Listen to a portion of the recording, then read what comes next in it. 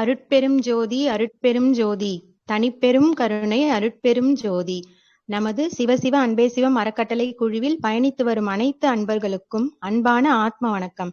இன்றைய நமது சிறப்பு விருந்தினர் அருள்நிதி என் சோமசுந்தரம் ஐயா அவர்களை வருக வருக என்று அன்புடன் வரவேற்கிறோம். இன்றைய தலைப்பு வாழ்க்கை வாழ்வதற்கே. அன்பர்கள் அனைவரும் பங்கு பெற்று பயன்பெறுமாறு கேட்டுக்கொள்கிறோம். எல்லா உயிர்களும் இன்புற்று வாழ்க. வாழ்க வையகம், வாழ்க வளமுடன். ஐயா வணக்கம். ஐயா வாழ்க வளமுடன். நீங்க ஆரம்பிக்கலாங்க ஐயா. வணக்கம், வாழ்க வளமுடன். அன்பு உள்ளங்களே, அன்பே சிவம் மூலமாக உங்களை எல்லாம் இணைய வழியில் சந்திக்கின்ற மகிழ்ச்சியில் நிறைவோடு உங்களை வாழ்த்தி தொடங்குகின்றேன். வாழ்க்கை வாழ்வதற்கே. வாழ்க்கை என்று சொல்லக்கூடியது பிறப்பு தொடங்கி இறப்பு வரையில உள்ள காலம், அதானே வாழ்க்கைன்னு சொல்றோம்.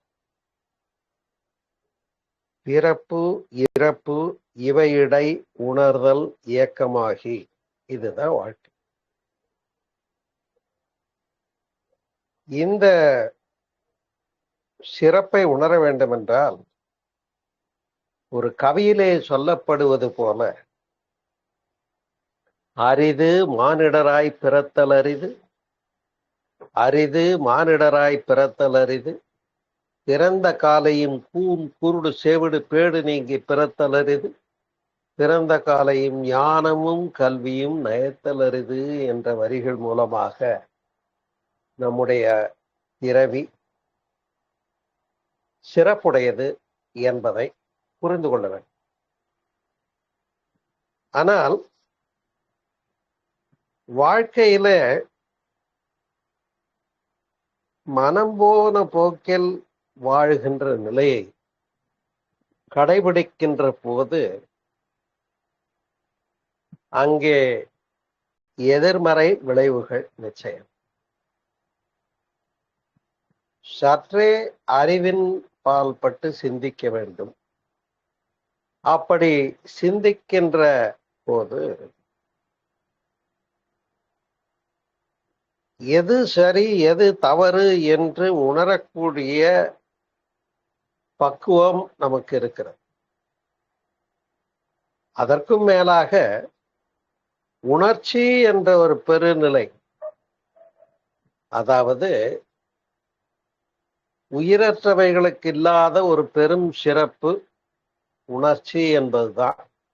அது விலங்குகளுக்கும் பொருந்தும், மனிதனுக்கும் பொருந்தும் என்றாலும், அந்த உணர்ச்சி என்ற நிலையிலே உயிராக மலர்ந்த உயிர்களிலே தனிச்சிறப்புடைய மனிதனானவன் தன்னுடைய அனுபவ பதிவுகளை சீர்தூக்கி பார்த்து மேம்படுவதற்குரிய பகுத்தறிவு என்ற ஒன்று அங்கே சிறப்பாக அமைந்திருக்கிறது மனித குலத்திற்கு. அதனால்தான் சொன்னாங்க, மனம் போன போக்கெல்லாம் போக வேண்டாம் என்று சொன்னாங்க.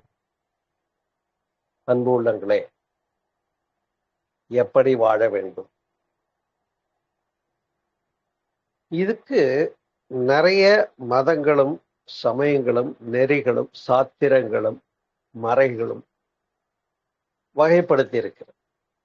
இப்படித்தான் வாழணும் அப்படிங்கிறத வகைப்படுத்தி இருக்கிறது.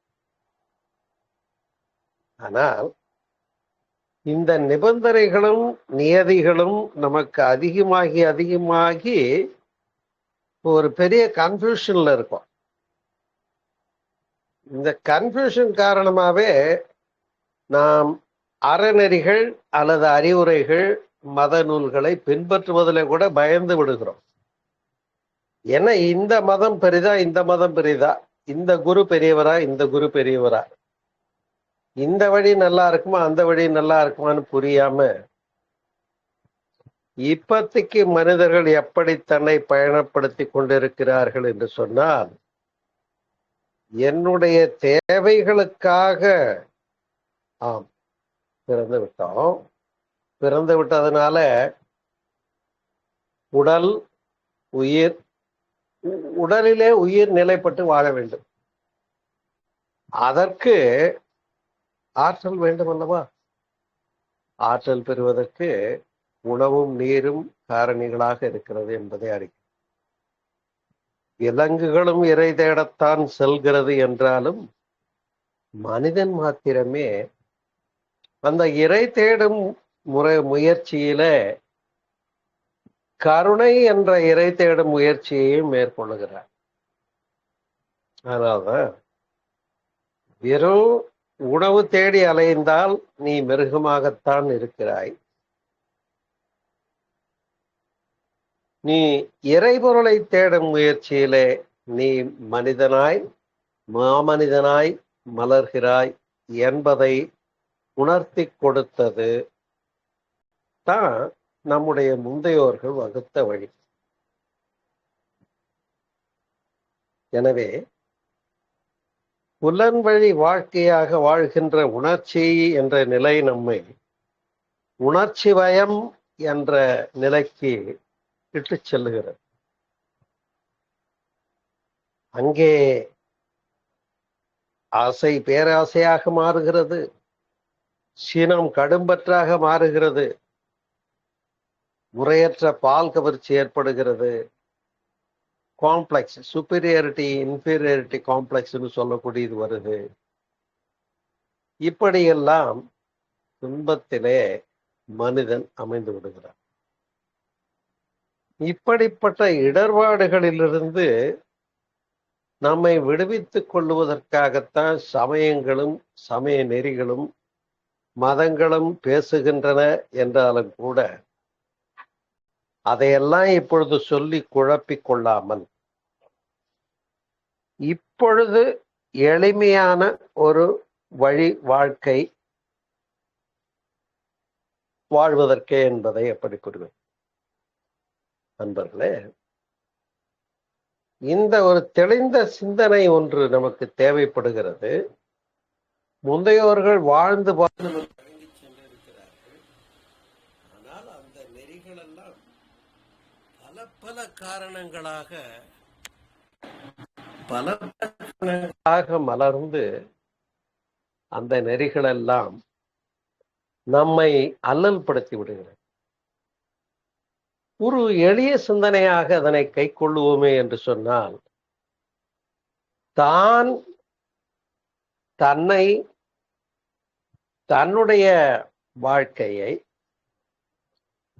எளிய நடைமுறைகளை சுயதேவை பூர்த்தி வாழ்க்கை வளங்கள் என்றவாறு மேம்படுத்திக் கொள்ளுவதற்கு முதலில் ஒரு மனிதன் சுயதேவை பூர்த்தியில் நிறைவு பெற்றவனாக ஆக வேண்டும் என்பதை யாரும் மறுக்க முடியாது, இல்லையா அன்பர்களே?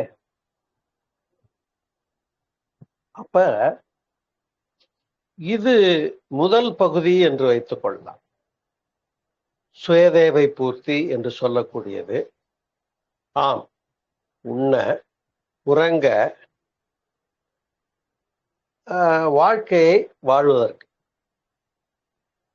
இந்த சுயதேவை பூர்த்தி என்பது எந்த அளவில் அமைந்து விடுகிறது என்று சொன்னால், உணவு, உடை, இருப்பிட வசதி இதிலேயே முடிஞ்சு போதா இல்லையா?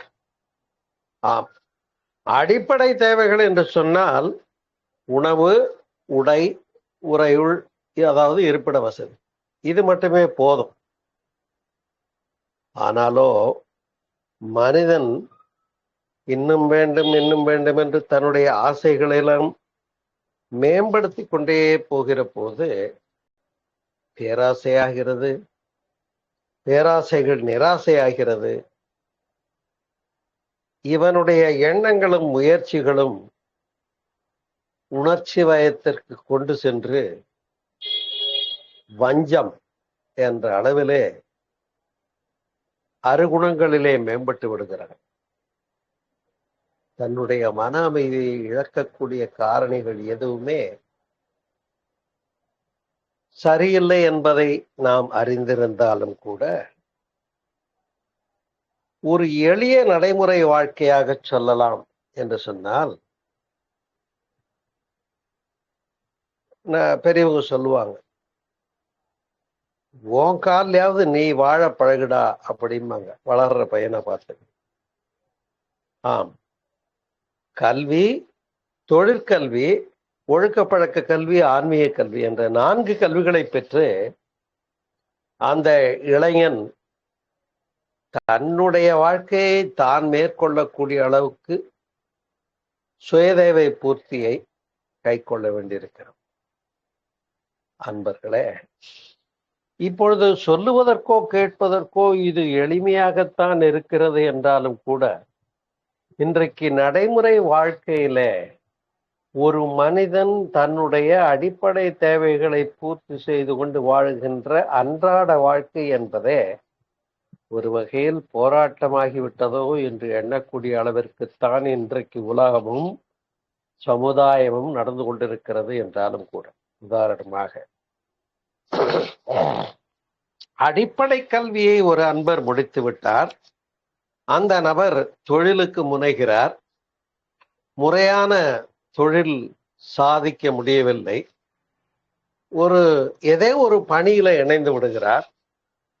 அந்த பணியில இன்னும் எத்தனையோ பேர் போட்டி போட காத்துக்கிட்டு இருக்காங்க. ஆனா இவருக்கு ஒதுக்கப்பட்ட நேரம் பாருங்க, இப்ப தொழில் செய்வதற்கான நடைமுறை விதிகளின்படி பார்த்தா 8 மணி நேரம் வேலை நேரம் என்பது.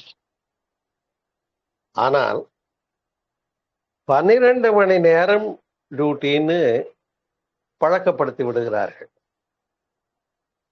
ஒரு மனிதன் தன்னுடைய ஒரு நாள் வாழ்நாளிலே 12 மணி நேரம் வாழ்க்கைக்காக பொருளீட்டலுக்கு மட்டுமே செலவு செய்கிற போது மிச்சம் எவ்வளவு நேரம் இருக்கு சொல்லுங்க? 12 மணி நேரம் தான் இருக்கு மிச்சம்.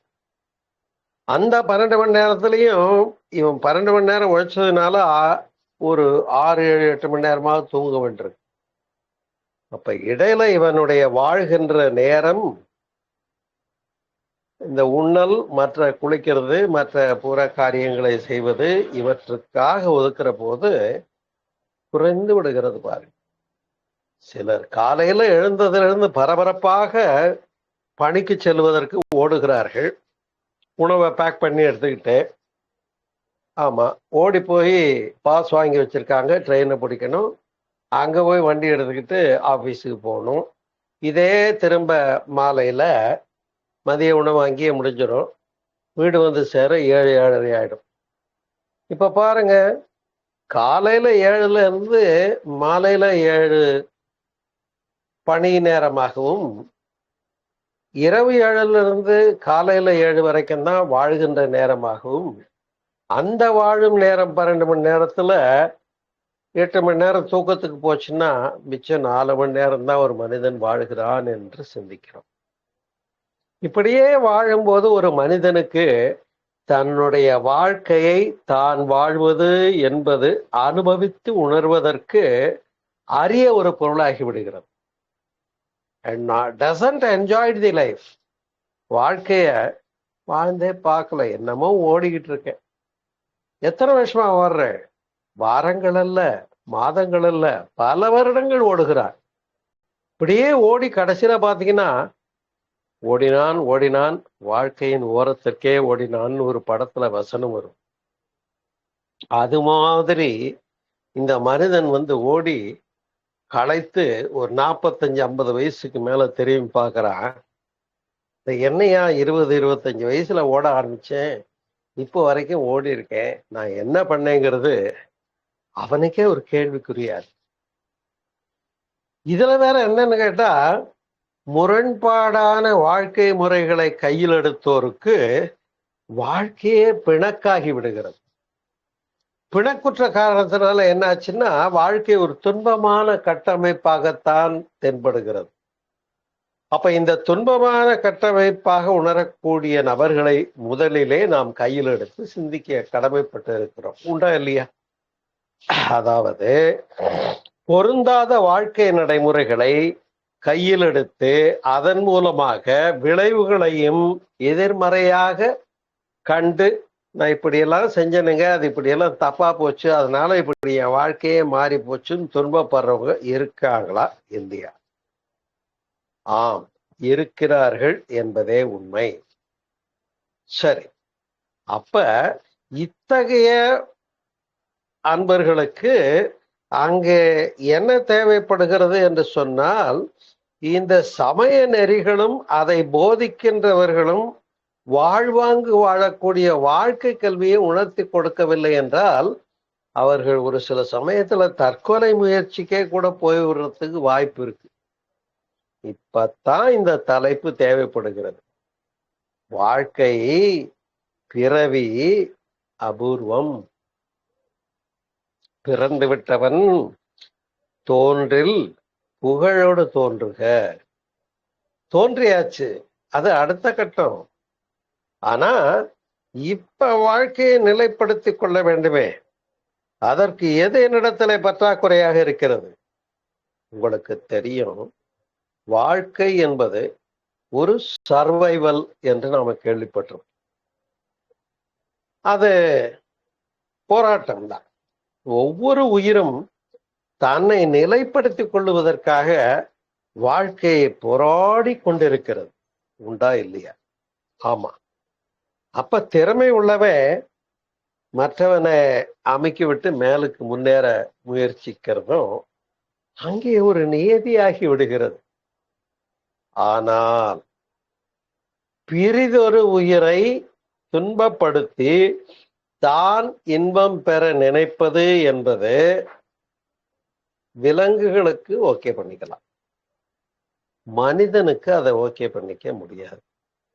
ஏன்னு சொன்னா, என்னை போலத்தானே அவனுக்கும் வாழ்க்கையும் குடும்பமும் போராட்டமுமா பணம் பத்தலைன்னு ஓடிக்கிட்டு இருக்கான். அப்ப அவனை நான் துரோகம் செய்துவிட்டு துன்பப்படுத்தி விட்டு அதனால நான் ஒரு பயனளிப்பது என்பது ஒவ்வாது என்பது எந்த அறநெறி நூல்களும் நமக்கு சொல்லித்தர வேண்டியதில்லை.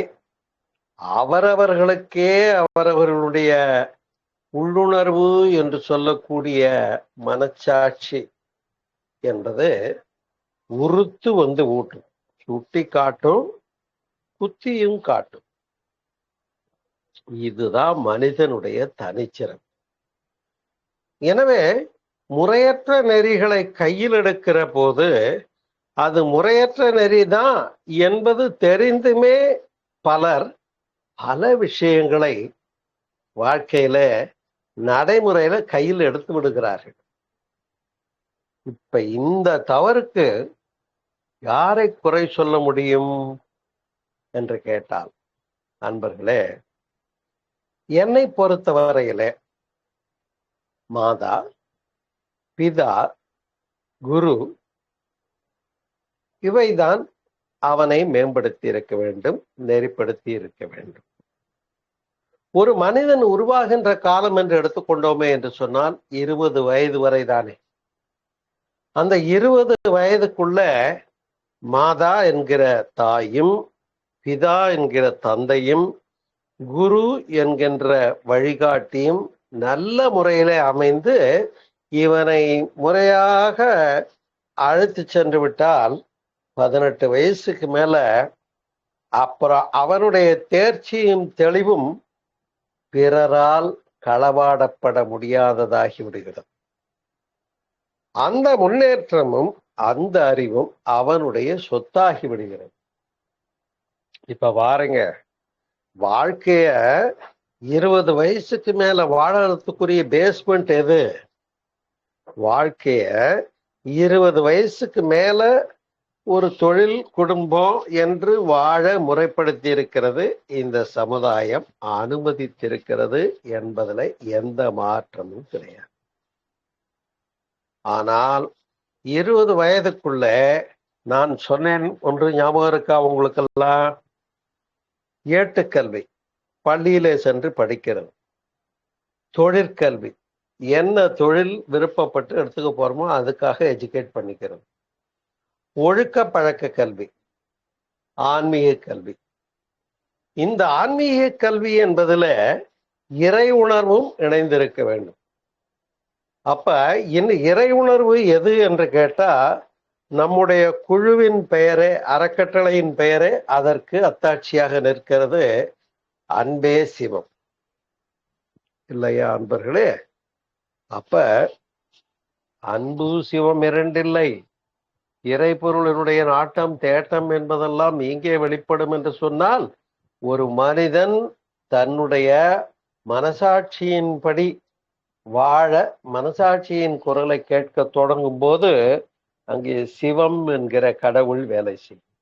அன்பர்களே, இதுல எந்த விதமான மாற்றமும் இல்லை.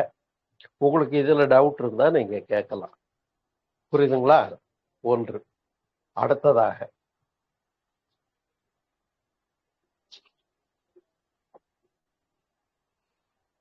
நல்ல உள்ளங்களே, ஒரு வாழ்க்கை என்பதுல சுயதேவை பூர்த்தி என்ற வகையில உணவு, தங்குமிடம், இருப்பிட வசதி, இந்த 3 விஷயங்கள் இல்லாமல் எத்தனை பேர் வாழ்கிறார்கள்? இல்ல.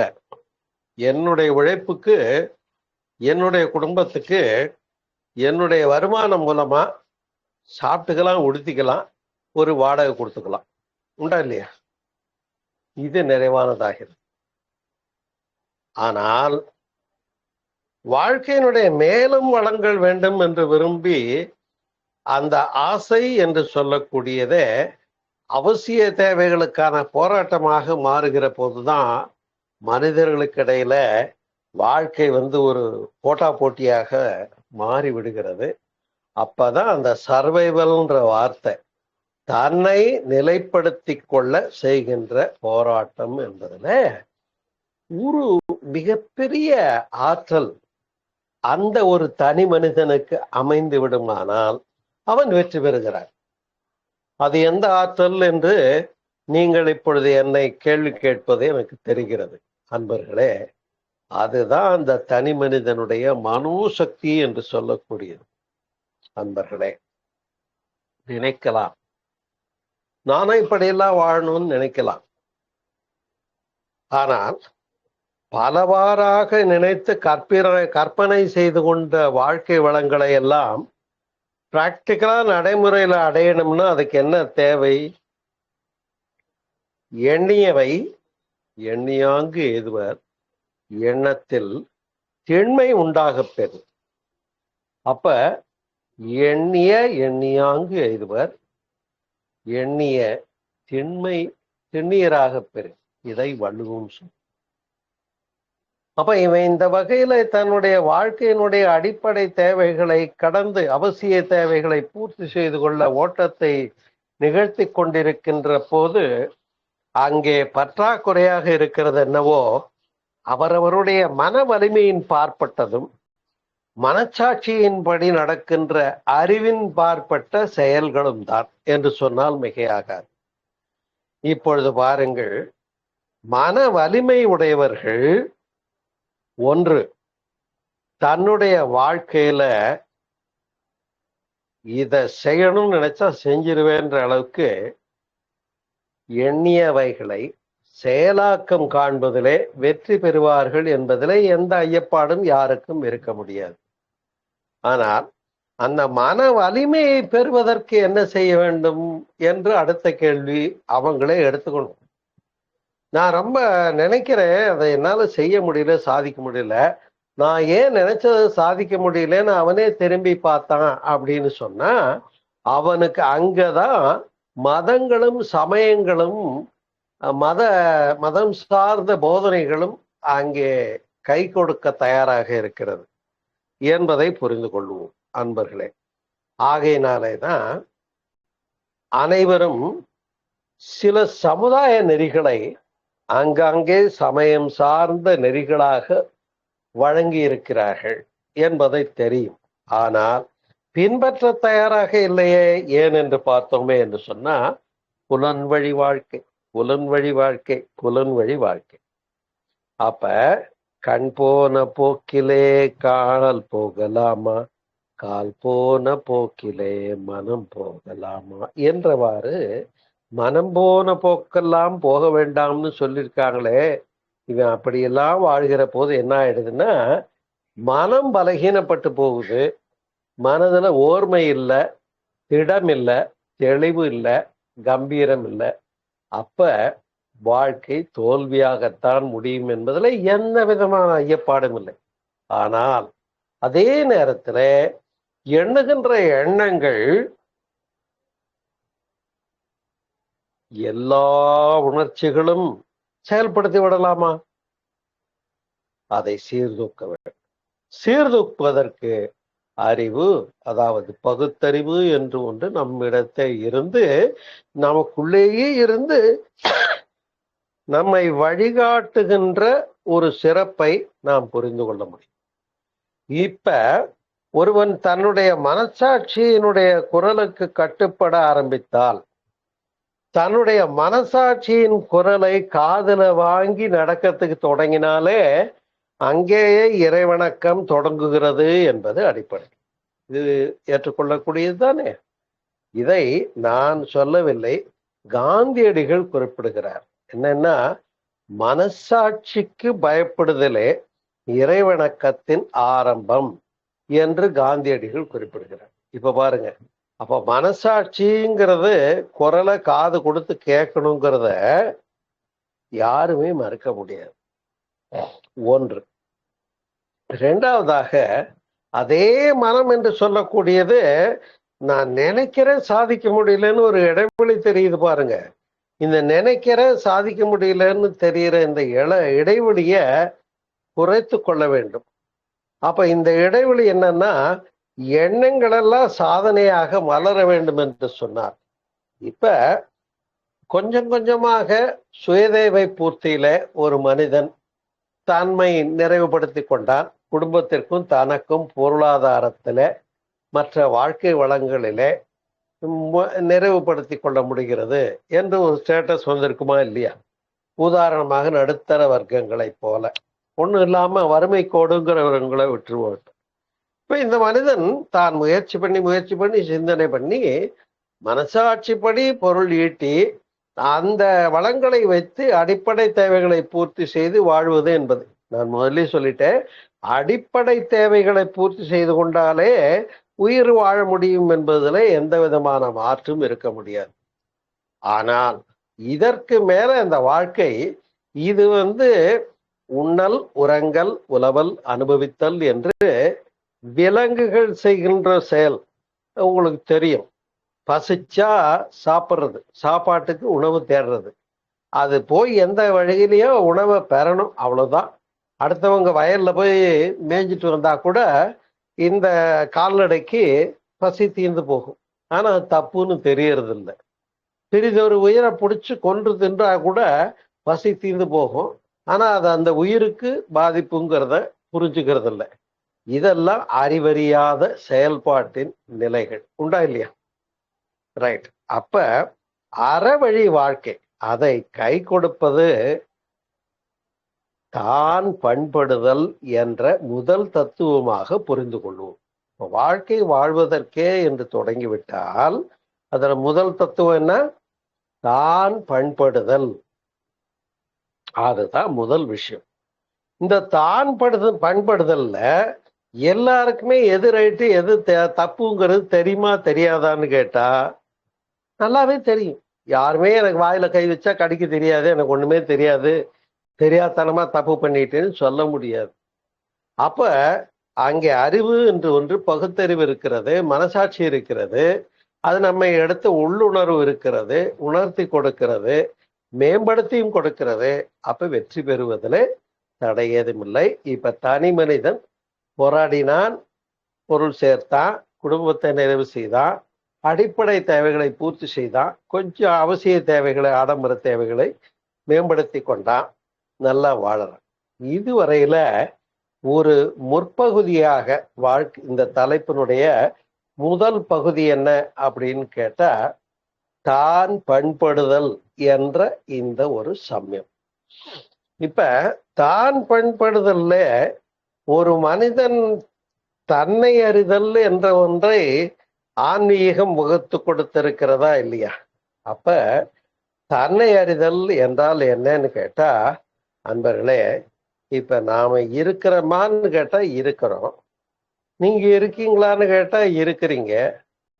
ஆனா எப்படி இருக்கீங்க அப்படின்னு சொன்னா, இப்ப என்னுள் நிகழ்கின்ற இயற்கையோ சமுதாயமோ நிகழ்த்துகின்ற மாற்றங்கள் எனக்கு என்ன செய்தால் இன்பம் தருகிறது, என்ன செய்தால் துன்பம் தருகிறது என்று புரிந்து அதனை செயல்படுத்த முற்படுத்துகிற போது ஒரு நெறி அங்கே தேவைப்படுகிறது. அதுதான் ஒழுக்கம் என்ற நெறியாகும்.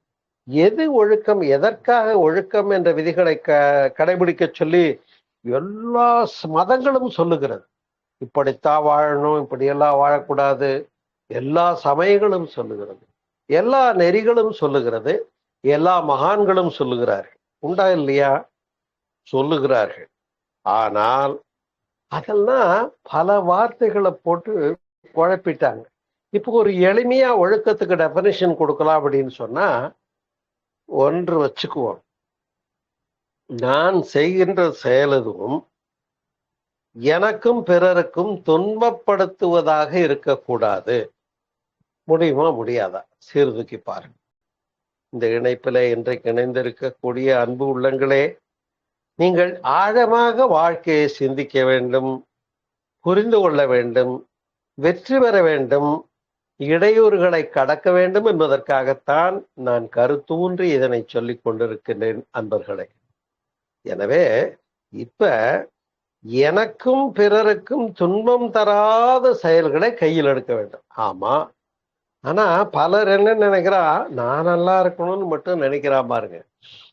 பிறருக்கு ஏற்படக்கூடிய துன்பத்தை திரும்பி பார்க்காம விட்டுட்டா அதுவே ஒழுக்கக்கேடாக மாறுகிறது. உண்டா இல்லையா?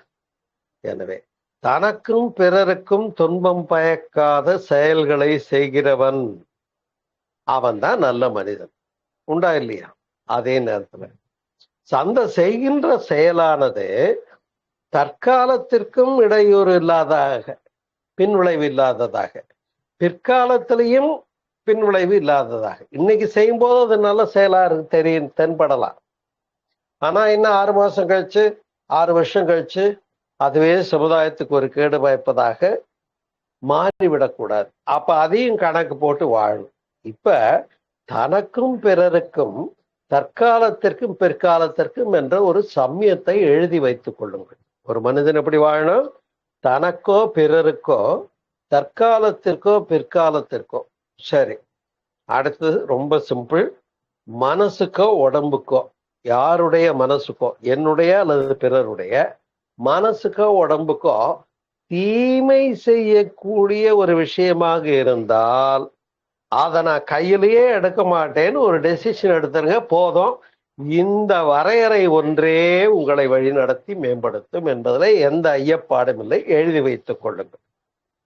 தனக்கோ பிறருக்கோ தற்காலத்திற்கோ பிற்காலத்திற்கோ உடலுக்கோ அல்லது உள்ள உணர்ச்சிக்கோ தீமை தராத எதுவும் செய்யக்கூடியது செய்யலாம்.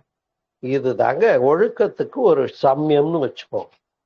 ஏன்னா இதை போய் நீங்க ஒரு பஞ்சாங்கத்துல பாக்குறீங்க, ஒரு வேத நூல்ல பாக்குறீங்க, ஒரு சமய நூல்ல போய் படிச்சு தேடுறீங்கன்னா இவ்வளவு அப்ளிகபிளா இந்த காலத்துக்கும் பொருத்தமான சமயமாக கிடைக்கிறது கஷ்டம். ஏன்னா நாட்டுக்கு நாடு, மதங்களுக்கு மதங்கள், சூழ்நிலைக்கேற்ப இந்த ஒழுக்க நியதிகள், அதாவது சமயங்களுடைய வரையறைகள்லாம் மாறி மாறிக்கொண்டே இருக்கிறது. ஆனால் இந்த சமயம் என்றைக்கும் எப்போதும் உங்களுக்கு பொருத்தமானதாக இருக்கு. ஒன்று. இப்ப இந்த ஒழுக்க விதியின்படி பொருள் ஈட்டம் நன்றாக வைத்துக் கொள்ளுங்கள். இந்த ஒழுக்க விதிகளின்படி என்னுடைய தேவைகளை பூர்த்தி செய்து கொள்ள, என்னுடையன்னா நான், என்னுடைய குடும்பம், ஓகே தானே? ரைட். தேவைகளை பூர்த்தி செய்து கொள்ள நான் முறையா இந்த நிபந்தனைக்குள்ள வாழ்ந்து நான் பொருள் ஈட்டுறேன்னு ஒருத்தர் திருப்தியா சொல்லக்கூடியவரா இருந்தா அது முடியுமா? முடியாதா? நிச்சயமாக முடியும். புரியுதா? அப்ப மனதில் வலிமை இருந்தால் இது போன்று சீர்தூக்கி இப்படித்தான் வாழ்வேன்னு நமக்குள்ள ஒரு டெபினிஷனை கொண்டு வந்துக்கலாம். அதை கடைபிடிக்கலாம், செயலாக்கம் பண்ணலாம், வெற்றியும் பெறலாம். அன்பு உள்ளங்களே, இப்பொழுது வாழ்வதற்கே என்ற வரையறையின் முன் பகுதியை முடித்து விட்டோம். அடுத்த பகுதி என்ன அப்படின்னு சொன்னா, கடமை அறம் என்ற கர்மயோகத்தை பகவத்கீதை நமக்கெல்லாம் குறிப்பிடுகின்றது. ஆம், பற்றின்றி கர்மம் செய். உன்னுடைய கடமையை நிகழ்த்துவதில் எந்த விதமான எக்ஸம்ஷனும் கேட்க முடியாது. கடமைன்னா எதுன்னு சொல்லுங்க பார்ப்போம். கடமைன்னா எது? இன்று புறந்தறுதல் தாய்க்கு கடனே, சான்றோன் ஆக்குதல் தந்தைக்கு கடனே. உண்டா இல்லையா? அது மாதிரி இந்த மகனுக்கு என்ன கடனைன்னு சொல்லியிருக்காங்க தெரியுமா? ஞாபகம் இருக்கா? இவன் தந்தை என்னோற்றான் ஒல் எனும் சொல். இப்படி ஒரு மகனை பெறத்துக்கு இவங்க அப்பா என்ன புண்ணியம் பண்ணாரோ தெரியலையேன்னு நம்மளை பார்த்து சொல்ற அளவுக்கு அவையத்து முந்தி இருப்ப செயல் அவர் பண்ணி கொடுத்தாரு அப்பா. இவன் முந்தி வந்து பெருமை பெற்று புகழ் பெறுவது என்பதும் சீர்மை பெறுவது என்பதும் மனிதனாக மட்டும் வாழ்ந்து விடாமல் மாமனிதனாக உயர்வது என்பதும் எங்கே இருக்கிறது என்று சொன்னால் கடமை அற வாழ்வு வாழ்வதில் இருக்கிறது. ஏன்னா நாம் இருக்கிறோம், இப்ப நீங்களும் நானும் வச்சுக்குவோம். நம்முடைய உடல் உள்ளம் இதை மெயின்டைன் பண்றது நம்ம டியூட்டியா இல்லையா? ஆமா. மனசு நல்லா வச்சுக்கணும், அழுக்கு இல்லாம வச்சுக்கணும், களங்கம் இல்லாம வச்சுக்கணும். உடலை நன்றாக வைத்துக் கொள்ள வேண்டும். அப்ப அதற்குரிய நல்ல உழைப்பு பயிற்சிகள், மூச்சு பயிற்சிகள், அல்லது மன ஒருமைக்கு ஆற்றல் பெறுவதற்கு யோகா, மெடிடேஷன், தியானம் இது போன்று வைத்து நம்மை மேம்படுத்திக் கொள்ளும். இதனை கடந்து பொருளைய நிறைவு பண்ணிக்கிறோம். அப்ப இந்த வாழ்க்கையில யாருக்கும் எந்த இடையூறும் இல்லாம வாழற அறநெறியோடு கூடிய வாழ்க்கையை வாழ்கிற போது அதுதான் கடமை பிளஸ் அறம். கடமை அறம், அதாவது கர்மயோகம் என்று சொன்னார்கள். அன்பர்களே, இப்பொழுது ஒரு மிகப்பெரிய வார்த்தையை உங்களுக்காக நான் வழங்கி இருக்கிறேன். கடமை அறம், அதாவது கர்மயோகம் என்பது. யார் ஒருவர் தன்னுடைய கடமையிலிருந்து சற்றும் விலகாமல், முதல்ல சொல்லிட்ட யாரு கடமைன்னு, அப்பா அம்மாவுக்கு செய்யணும், அடுத்தது யாருக்கு செய்யணும், வாழ்க்கை துணைக்கு செய்யணும், அடுத்தது யாருக்கு செய்யணும், நாம் பெற்ற குழந்தைகளுக்கு செய்யணும், அடுத்தது யாருக்கு செய்யணும், நம்முடைய உறவுகள் நட்புகள் சமுதாயத்துக்கு செய்யணும். இப்ப எந்த ஒரு தனி மனிதன் அந்த சுயதேவை பூர்த்தியில வெற்றி பெற்று நான் நல்லா இருக்கேன் என் குடும்பம் நல்லா இருக்குன்னு மட்டும் வாழ்ந்துட்டு இருக்கானோ கரெக்டாவே வாழறான் வச்சுக்குவோம். எந்த பாவ செயலும் புரியல. அப்ப அவனை பொறுத்தவரையில் அந்த தனி மனிதன் சுய திருப்தியோடு நிறைவோடு மன நிறைவோடு வாழுகிறார். இந்த மனிதனை முதல் கட்டமாக ஓகே பண்ணிக்கும். இப்ப அடுத்த கட்ட ஒரு மனிதர்களை சிந்திப்போமே என்று சொன்னால், இந்த 2ஆம் கட்ட மனிதர் எப்படி இருக்கிற அப்படின்னு கேட்டா, நான் எனக்கு போதுமான அளவு பொருள் வளம் வந்துருச்சு, நான் நல்லா தான் இருக்கேன், அப்ப இப்ப எனக்கு உபரியா கொஞ்சம் தென்படுமா இல்லையா? அப்ப நான் ஏதேனும் வரும் வகையில பிறருக்கு உதவ வேண்டும் என்கின்ற எண்ணம் வருமா இல்லையா? உங்களுக்கே தெரியும், ஒரு அமைப்பு ட்ரஸ்ட்னு வச்சுக்குவோம். இப்ப அன்பே சிவம் அறக்கட்டளை, இதுல என்ன பண்றாங்க, அறிவிப்பு சொல்றாங்க, இத்தனாம் தேதி தைப்பூசத்துக்கு வரலாறை முன்வைத்து உணவு கொடை கொடுக்க போறோம், அன்னதானம் பண்ண போறோம்னு சொல்றாங்க. நம்மளே பலர் என்ன நினைப்போம், நல்ல பணி, பசித்தவனுக்கு உணவு கொடுக்க சொல்லி வள்ளலார் சொல்லியிருக்காரு, நமக்கு இந்த மாசம் எவ்வளவு நம்ம கொடுக்க முடியும்னு கணக்கு போட்டு பார்த்து ஒரு 500 ரூபாயோ 1000 ரூபாயோ தூக்கி கொடுக்கறதுக்கு முன் வருவோமா இல்லையா? இப்ப இதுதாங்க ஈகை என்று சொல்லக்கூடிய ஒன்று. அப்ப ஒருவன் சுயதேவை பூர்த்தி செய்து கொள்வது வாழ்க்கையின் முதல் பங்கு. அந்த சுயதேவையிலே நிறைவு செய்து கொண்டவன் தன்னுடைய வாழ்க்கையிலே தன்னுடைய கடமைகளை சற்றும் குறைவு இன்றி, நல்லா கவனிக்கணும், இது சிகப்பு அடிக்கோடு போட்டுக்கணும், சற்றும் குறைவு இன்றி. இதை ஏன் சொல்றேன்னு சொன்னா, இப்ப ஆன்மீக நெறியில போறேன்னு சிலர் என்ன பண்ணிட்டாங்க, அந்த நாள்ல குடும்பத்தை புறக்கணிச்சுட்டு ஆன்மீகத்துல போக ஆரம்பிச்சாங்க. இதை ஏத்துக்க முடியுமான்னு கேட்டா, அதேபடி கட்டின பொண்டாட்டியை நட்டாத்துல விட்டுட்டு நான் சாமியாரா போறேன்னு போனா புத்தர் செய்த செயலையே இன்றைக்கு தப்புன்னு பேசக்கூடிய சமுதாயமும் ஊடகங்களும் கண்ணோட்டமும் இருக்கிறதா இல்லையா? ஆகையினாலேதான் அப்ப தான் சார்ந்தவர்கள் அப்புறம் சமுதாயம் என்று பிறருக்காகவும் வாழ முற்படுகின்ற முயற்சியிலே ஒரு மனிதன் ஆகிய நாம், நீங்கள், நான் முயற்சியில இறங்கி அதிலும் வெற்றி பெறுகின்ற நிலை வருகின்ற போது அந்த வளர்ச்சி மற்றும் மலர்ச்சி இருக்கிறது பாருங்கள், அது குறைந்த அளவிலே ஈகை செய்யக்கூடிய அளவுக்கு வந்தாலும் கூட அந்த ஈகை மனதுக்கு நிறைவாக இருக்கும் என்பது ஒரு மிகப்பெரிய ரகசியமா இல்லையா? சொல்லுங்க பாப்போம். ஏன்னா நீங்க உங்களுக்காக சம்பாதிச்சு ஒரு 50,000 ரூபாய் சம்பாதிச்சு கூட உங்க குடும்பத்துக்கும் உங்களுக்கும் தகைமை பண்ணிக்கிறீங்கன்னா அதுல கிடைக்கிற நிறைவை விட ஒரு 5,000 ரூபாயை நீங்கள் இந்த மாதம் ஒரு பொது நல விஷயத்திற்காக இறங்கி அந்த கொடை கொடுத்து அந்த நல்ல விஷயம் நடந்துருச்சுன்னு வச்சுக்கோங்க. இப்போ ஒரு மனநிறைவு கிடைக்குது பாருங்க. இந்த மனநிறைவு இந்த 5,000 ரூபாய் கொடுப்பதனாலே பெறுகின்ற மனநிறைவு என்று சொல்லக்கூடியது எங்க கிடைக்காது? 50,000 ரூபாய் உங்களுக்காக சம்பாதிச்சு உழைச்சு உங்க குடும்பத்துக்காக உங்களுக்காக செலவு பண்ணும் போது அந்த நிறைவு கிடைக்காது. இதை மட்டும் போச்சு, வேற ஒன்றும். அப்ப இங்கதான் ஈகை என்ற 3வது கோட்பாட்டை புரிந்து கொள்ள வேண்டியிருக்கிறது. ஏன்னு சொன்னால் இப்ப பார்த்தோமே சுயதேவை பூர்த்தின்னு, அது கூட முடியாம வறுமை கோடுன்னு ஒண்ணு பேசணும் இல்லையா? அப்ப அந்த கீழ்மட்ட லெவல்லயும் மக்கள் அப்ப இந்த ஒரு துன்பத்தை, இந்த ஒரு கஷ்டத்தை துன்பப்படுகிற ஒரு மனித உள்ளங்களுக்கும் நான் உதவ வேண்டும் என்ற மனம் வர வேண்டும்.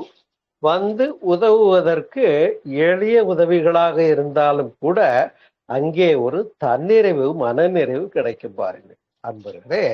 இப்பத்தான் இந்த மனிதன் என்ன ஆகிறான், பிற உயிர்களை அன்பு செய்து அவங்களுக்கு உதவி செய்து அவங்களுடைய வளர்ச்சியில இவனுக்கு ஒரு மகிழ்ச்சி வரும் பாருங்கள். அந்த மகிழ்ச்சி தட் இஸ் அன்கம்பேரபிள் என்பதை நீங்களும் புரிந்திருப்பீர்கள் என்று நான் நம்புகிறேன். எனவே வாழ்க்கையில இந்த 50,000 ரூபாய் நான் சம்பாதிச்சே நான் நலமா இருக்கேன், முதல்ல 10,000 ரூபாய் கூட சம்பாதிக்க முடியாம குடும்பம் நடத்த முடியாம கஷ்டப்பட்டேங்கிறது ஒரு கட்டமாக இருக்கலாம்.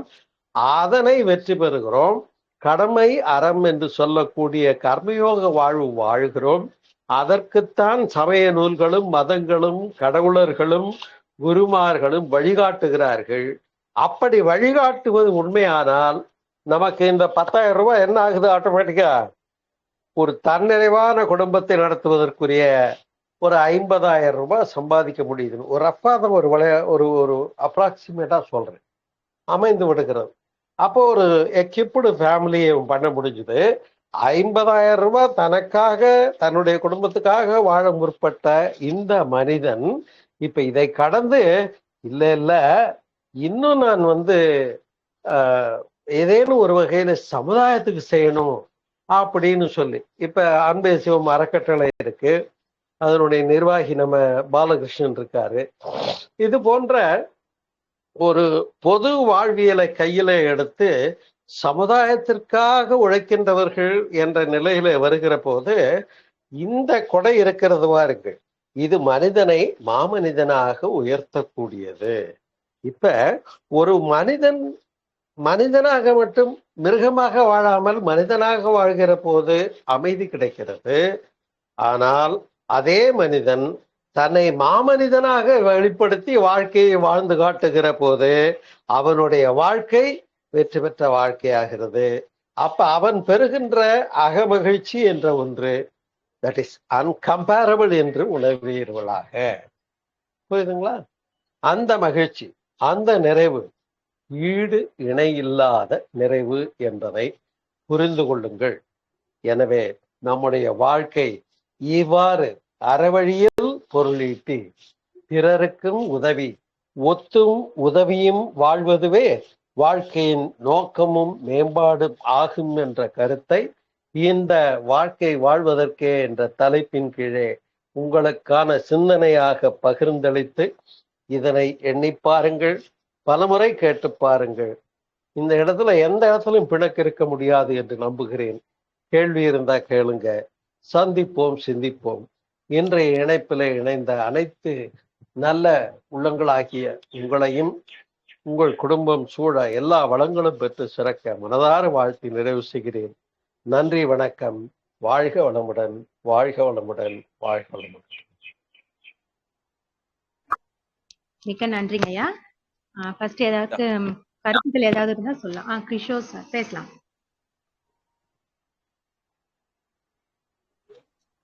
சொல்லுங்க சார். ஐயா, இப்போ வந்து நாம இந்த பேராசைன்னு ஒண்ணு அட்ரஸ் பண்ணீங்க இல்லையா? அந்த எது பேராசை அப்படின்றது எப்படி ஐயா அது வந்து பேராசைன்னு சொல்லப்படும்? இப்ப இறைவன் படைப்புல மனிதன் இத வந்து அனுபவிக்கிறதுக்கு தானே படைப்பு.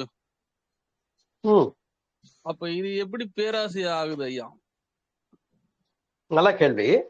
அதாவது அடிப்படை தேவை, அதுக்கு மேல உள்ள தேவைகள்னு ஒரு கோடு போட்டேன், கவனிச்சிருப்பீங்க. அடிப்படை தேவைன்னா எல்லா உயிர்களுக்குமே வாழ்வதற்கு உணவு வேண்டும். பசிக்கு உணவு, தாகத்துக்கு தண்ணி, வெப்பத்தட்ப மாறுபாடுகளுக்கு உடை வேண்டும். மழை வந்தாலோ வெயில் வந்தாலோ தன்னை பனி அடிச்சாலோ காத்து கொள்வதற்கு ஒரு கூண்டு அல்லது பொந்து அல்லது வலை அல்லது குகை அல்லது வீடு வேண்டும் இல்லையா? இது வரைக்கும் பூர்த்தி ஆகும்போது அதுக்கு ஒரு வாழ்க்கை துணையும் அமைஞ்சு அந்த ரெண்டும் கூட்டுல வாழுது அழகா சந்தோஷமா. அப்ப உடல் கழிவும் இந்த வேகமும் நிறைவாகுது. இது வந்து அடிப்படை தேவைகள் பூர்த்தி செய்து வாழ்வது என்று முடிக்கிறோம். இப்ப இந்த நிலை எல்லாரும் பெற்றிருக்கிறார்கள். கிட்டத்தட்ட ஒரு 80% ஆஃப் பீப்புளாவது இந்த சொசைட்டில பெற்றிருக்காங்கன்றத நாம புரிஞ்சிருக்கிறோம். ஆனால் இதுக்கு மேல சிலது என்னன்னு கேட்டா, இல்லைங்க நம்ம டியூட்டிக்கு வர்றோம், இப்ப செல்போன் அவசியமாயிடுச்சு, தேவைதானே. ஒரு 2 வீலர் அவசியமாயிடுச்சு, தேவைதானே. இப்ப இதெல்லாம் அவசிய தேவைகள்னு அடுத்த கட்டமா வச்சுக்கிட்டு பார்த்தோம்னா, இந்த அவசிய தேவைகள்ல தான் நீங்க கேட்ட கேள்விக்கு ஏற்றவாறு வரையறை செய்ய முடியாது. அவரவர் வாழ்க்கை நிலை, பொருளாதாரம், தொழில், சூழ்நிலை இவற்றுக்கேற்ப இந்த தேவைகள் கொஞ்சம் கூடலாம் அல்லது குறையலாம். அது வரையறை மாறலாம் என்பதுல எந்த ஐயப்பாடும் இல்லை.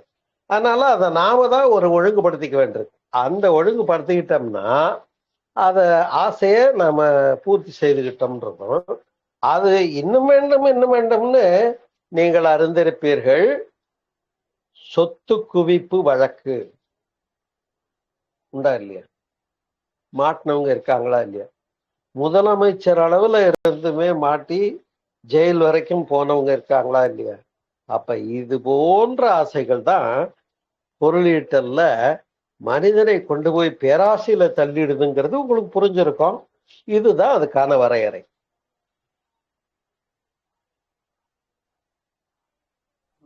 வணக்கம். இல்லையா, இப்போ அதாவது நெறிமுறை இல்லாம சொத்து சேர்க்கறது சரிங்க ஐயா.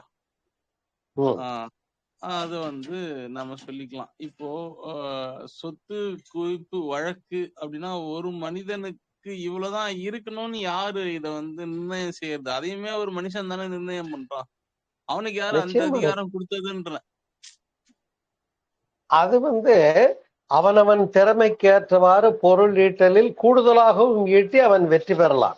அது தடையேதும் இல்லை, தவறேதும் இல்லை. அது தனி மனித சுதந்திரம் என்றாகிறது. ஆனால் அதுல எனக்கு இது போதுமே, இதுக்கு மேல நான் என்ன பண்ண போறேன்னு ஒரு புரிதல் வரணும். அது ஆத்ம ஞானம்னு பேரு. அதனால்தான் நான் ஆன்மீக மீட்டிங்ல இப்ப சந்திச்சுக்கிட்டு இருக்கோம், நம்ம பேசிக்கிட்டு இருக்கோம். அப்ப எனக்கு ஒரு மாசத்துக்கு இவ்வளவு இருந்தா போதுமே, இப்ப இதுக்கு மேல வருதுன்னு ஒருத்தன் இருக்கான் வச்சுக்கோங்களேன். அததான் ஒரு ஒரு குறிப்பான வரையறை சொன்னேன். 50,000 ரூபாய் சம்பாதிக்கிறான் ஒருத்தன். ஆனா அவன் மேற்கொண்டு ஒரு 5,000 ரூபாய் கிடைக்கும் போது, அல்லது எனக்கு 65,000 ரூபாய் கிடைச்சிருச்சு, எனக்கு 50 போதும், ஒரு 5,000 ரூபாயை நான் நன்கொடையாக நல்ல விஷயத்துக்கு செலவு பண்றேன், ஒரு துணி இல்லாதவங்களுக்கு துணி எடுத்து ஏழைப்பாளைகளுக்கு கொடுக்குறேன்னோ, அன்னதானம் செய்யறேனோ, அறப்பணிகள் செய்யறேனோ செய்யும் போது கிடைக்கின்ற நிறைவு என்பது ஈகை என்று சமய நூல்களால் போற்றப்படுகிறது. அந்த ஈகையில் ஒரு மிகப்பெரிய அகமகிழ்ச்சி கிடைக்கிறது என்பதை புரிந்து கொள்ள வேண்டும் என்று இன்றைக்கு நான் முன்வைத்திருக்கிறேன். ஓகேயா? நன்றிங்க ஐயா, நன்றிங்க ஐயா. சந்தோஷம். நன்றிங்க வேற சார். கேள்வி? நன்றி. ராஜேஸ்வரன் ஐயா, நடராஜன் வசந்தாம்மா, ஏதாவது கேள்விகள் கருத்துக்கள் இருந்தா சொல்லலாம்.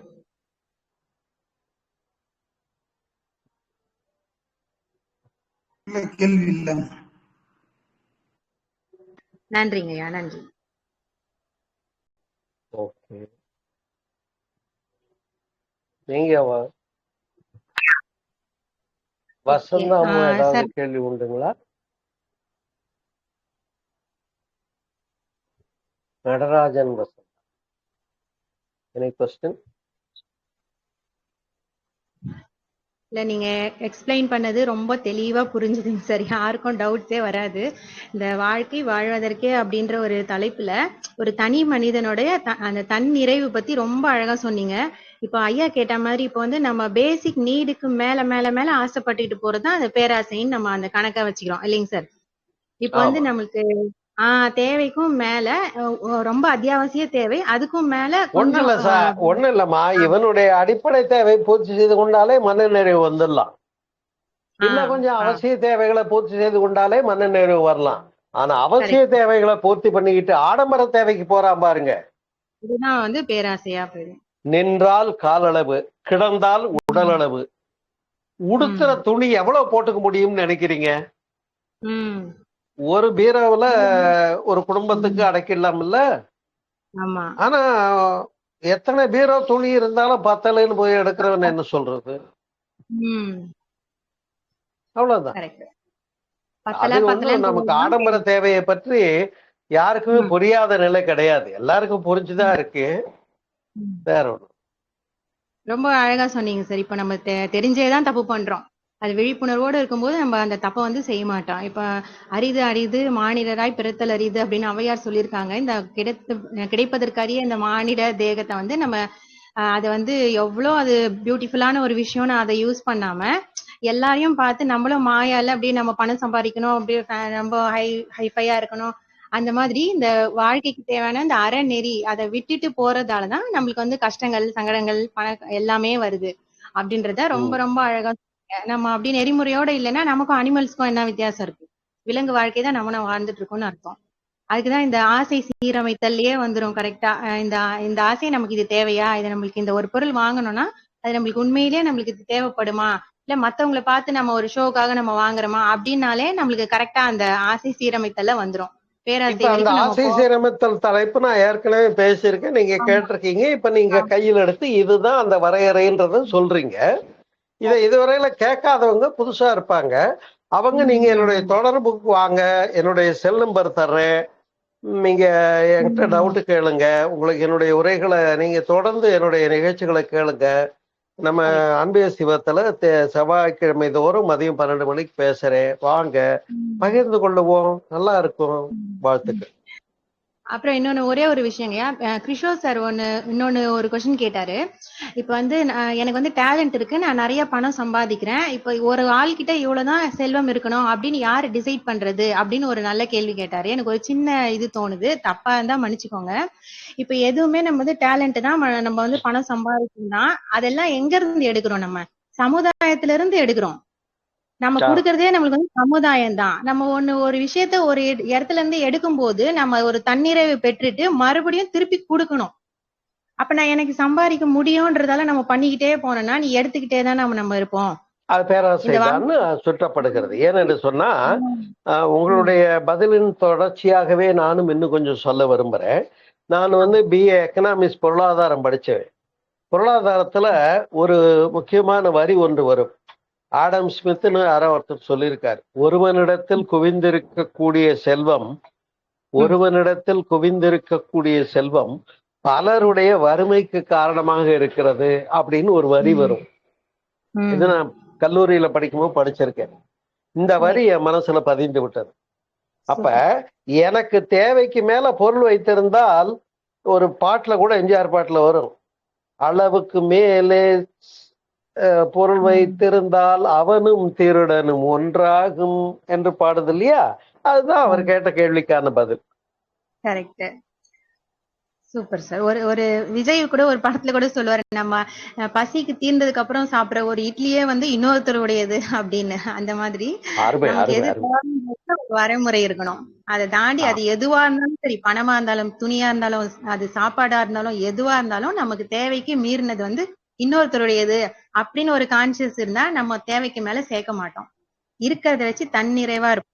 ரொம்ப ரொம்ப சூப்பரா இருந்ததுங்க சார் உங்களோட கருத்துக்கள் எல்லாமே. இந்த வாழ்க்கை வாழ்வதற்கேன்ற அருமையான தலைப்புல சிறப்பானது ஒரு சிந்தனையை நமக்காக அளித்த அருள்நிதி என் சோமசுந்தரம் ஐயா அவர்களுக்கு மிக்க நன்றி. அவர்களும் அவர்களின் அன்பு குடும்பமும் நல்ல உடல்நலம், நீலாயுள், நிறை செல்வம், உயர்ப்புகள், மெய்ஞானம் ஓங்கி வாழ்க வளமுடன், வாழ்க வளமுடன். ஐயா, உங்களுக்கு வந்து ஒரு ஸ்பெஷல் தேங்க்ஸ் சொல்லணும். உங்களுக்கு உடல்நிலை சரியில்லைனாலும் நான் வந்து கிளாஸ் எடுத்து கொடுக்குறேன் அப்படின்னு சொல்லி இந்த 1 hour ஸ்பெண்ட் பண்ணி அருமையான தலைப்புல எங்களுக்காக எடுத்ததுக்கு உங்களுக்கு வந்து மென்ஷன் பண்றேன் இந்த தேங்க்ஸ். ரொம்ப ரொம்ப சிறப்பான தகவல் நீங்க சொன்னதுக்கு மிக்க மிக்க நன்றிங்க ஐயா. நல்லது, நன்றி. உங்கள் வாழ்த்துக்களோடு நான் மேலும் நலம் பெறுவேன், குணம் பெறுவேன். நிறைவு, மகிழ்ச்சி. மிக்க நன்றிங்க ஐயா. குழுவில் இணைந்து பயணித்த அனைத்து அன்பு உள்ளங்களுக்கும் மிக்க நன்றி. வாழ்க வளமுடன். மற்றும் பாலகிருஷ்ணன் ஐயா அவர்கள் லாஸ்ட்ல தான் ஜாயின் பண்ணீங்கன்னு நினைக்கிறேன். மிக்க நன்றி. வாழ்க வளமுடன். வாழ்க வளமுடன். அனைவருக்கும் நன்றி. மீண்டும் நல்லதொரு இணைப்பில் சந்திப்போம். மிக்க நன்றிங்க. வாழ்க வளமுடன். தொடர்ந்து சந்திப்போம். வருக. வாழ்க வளமுடன்.